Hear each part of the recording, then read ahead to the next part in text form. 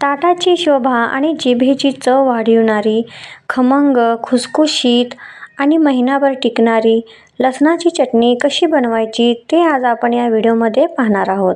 तर व्हिडिओ हा तुम्ही शेवटपर्यंत नक्की पहा. तर काही टिप्ससोबत मी ही रेसिपी तुम्हाला शेअर केलेली आहे.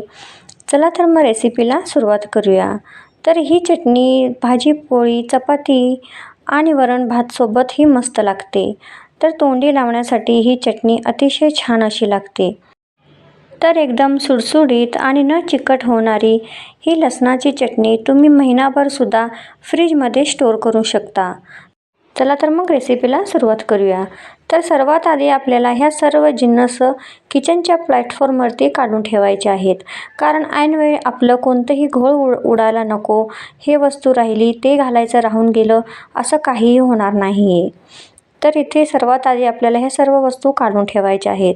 आता मंद आचेवरती एकदम छान कढई गरम कडकडीत तापवून घ्यायची आहे. कढई कोणतीही घेतली तरी देखील चालेल, पण आपल्याला ती कढई लोखंडाची किंवा एकदम जाड बुडाचीच घ्यायची आहे. आता कढई ही छान तापल्यानंतर त्यामध्ये आपल्याला 1 चमचाभर तेल घालायचं आहे. ह्या चटणीला तेल अतिशय कमी लागतं, तर कमीत कमी तेलामध्ये ही आपली चटणी आपल्याला बनवायची आहे. तर तेल हे छान आपलं तापल्यानंतर त्यामध्ये आपल्याला 1 चमचा मोहरी घालायची आहे. तर मोहरी आपली छान अशी कडकडल्यानंतरच आपल्याला 1 चमचा यामध्ये आपल्याला धने ॲड करायचा आहे. लक्षात घ्यायचं आहे आपण ही सर्व जिन्नस मंद गॅसवरतीच आपण सगळं हे भाजून घेणार आहोत. कारण हे कुठल्याही वस्तू आपल्याला न करपता न कच्चं ठेवता ही चटणी खमंग अशी आपल्याला करायची आहे. तर मोहरी इथे कडकडली आहे. इथे मी 1 चमचा धने यामध्ये घालणार आहे. तर मंद गॅसवरतीच आपल्याला हे सर्व करायचं आहे. आता इथे मी अर्धा चमचा जिरं घातलं आहे. जिऱ्यामुळे आपली चटणी मस्त अशी खमंग होईल, त्यामुळे त्याकरता यामध्ये जिरं ॲड केलं आहे मी. तुमच्या आवडीनुसार तुम्ही यातल्या वस्तू कमी अधिक करू शकता. आता हे मंद आचेवरतीच आपण इथे 3 चमचे इथे मी तीळ घेतलं आहे. तिळामुळे सुद्धा ही चटणी मस्त अशी आपली छान होईल.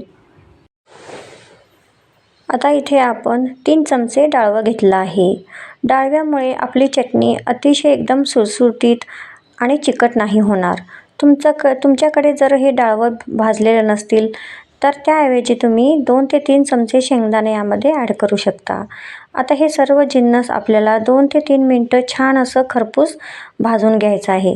लक्षात घ्यायचं आहे ही कुठलीही जिन्नस आपल्याला करपू द्यायची नाही आहे किंवा कच्चीही ठेवायची नाही आहे.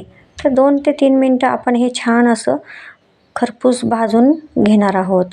तर 3 मिनटं हे मी असंच भाजून घेतलं आहे. आता आपल्याला यामध्ये 5 ते 6 बेडगी मिरच्या घालायच्या आहेत. जर तुमच्याकडे बेडगी मिरच्या नसतील तर तुम्ही यामध्ये लाल तिखटसुद्धा ॲड करू शकता. तर यामध्ये आपल्याला बेडगी मिरच्या ह्या कट करून घालायच्या आहेत. तर त्यामुळे कलर हा चटणीला मस्त असा येतो. तर ही मिरची आपल्याला 2 ते 3 मिनटं छान अशी खरपूस तेलामध्ये भाजून घ्यायची आहे. छान अशी ही मिरची भाजल्यानंतर आपली चटणीला बुरशी येणार नाही किंवा ही चटणी आपली जास्त दिवस ही टिकेल. त्यासाठी आपल्याला ही चटणी आणि हा सर्व मसाला छान असा खरपूस भाजून घेणे गरजेचं आहे. तर हे छान आपण मस्त भाजून घेतलेलं आहे, तुम्ही पाहू शकता.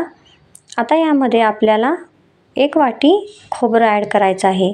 लक्षात घ्यायचं आहे खोबरं तुम्ही हे खिसूनच वापरा. खोबऱ्याचे प्रमाण तुम्ही कमी अधिक तुमच्या आवडीनुसार करू शकता.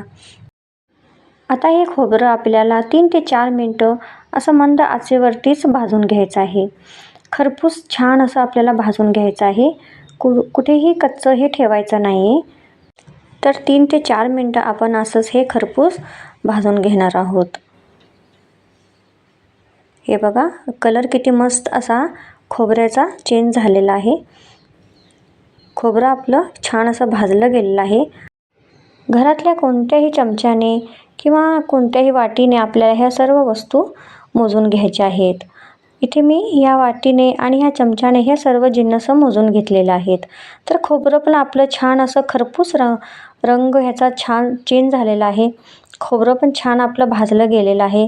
आता आपण यामध्ये 1 चमचा हळद ॲड करणार आहोत आणि यामध्ये आपल्याला 3 ते 4 चमचे काश्मीरी लाल तिखट घालायचे आहे. तुमच्या तिखटेनुसार तुम्ही यामध्ये कमी अधिक करू शकता आणि 1 चमचा यामध्ये मीठ घालून आपल्याला 1 मिनिटभरासाठी हे सर्व जिन्नस परतून घ्यायचे आहेत. मिनिटभर मी हे सर्व वस्तू भाजून घेतलेल्या आहेत.